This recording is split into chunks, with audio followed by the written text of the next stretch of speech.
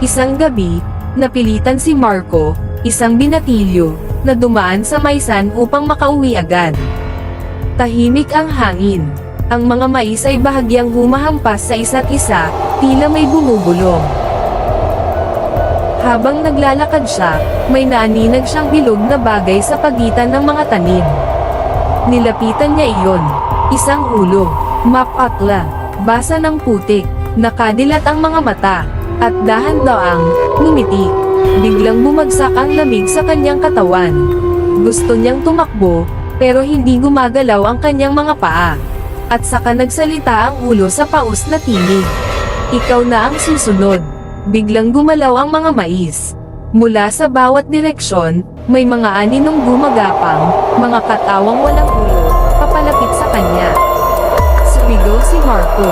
Natagpuan ang kanyang katawan kinabukasan sa gilid ng Maysan.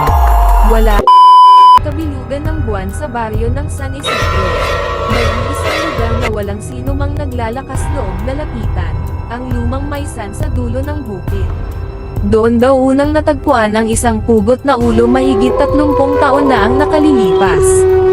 Ayon sa matatanda, ang ulo ay pag-aari ng isang magsasakang biglang nawala matapos paratangang magnanakaw ng ani. Isang gabi, narinig daw ang kanyang sigaw sa gitna ng Maysan, at kinabukasan, tanging ang kanyang ulo na lang ang natagpuan.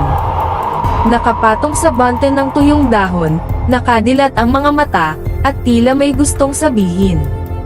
Isang gabi, napilitan si Marco, isang binatilyo, na dumaan sa Maysan upang makauwi agad. Tahimik ang hangin. Ang mga mais ay bahagyang humahampas sa isa't isa, tila may bumubulong. Habang naglalakad siya, may naaninag siyang bilog na bagay sa pagitan ng mga tanim. Nilapitan niya iyon. Isang ulo. Mapatla. Basa ng putik. Nakadilat ang mga mata. At dahan-daang ngumiti. Biglang bumagsak ang lamig sa kanyang katawan. Gusto niyang tumakbo, pero hindi gumagalaw ang kanyang mga paa. At saka nagsalita ang ulo sa paus na tinig. Ikaw na ang susunod. Biglang gumalaw ang mga mais. Mula sa bawat direksyon, may mga aninong gumagapang, mga katawang walang ulo, papalapit sa kanya. Sumigaw si Marco. Natagpuan ang kanyang katawan kinabukasan sa gilid ng Maysan. Wala ang kanyang ulo. Gatlang Eddie. Mula noon, sinasabi ng mga taga-baryo, kapag may bagong pugot na ulo sa Maysan, may isang kaluluwang muling nadagdagan sa sumpa. At tuwing gabi ng kabilugan ng buwan, may maririnig kang bumubulong sa gitna ng taniman. Hanapin mo ang ulo mo.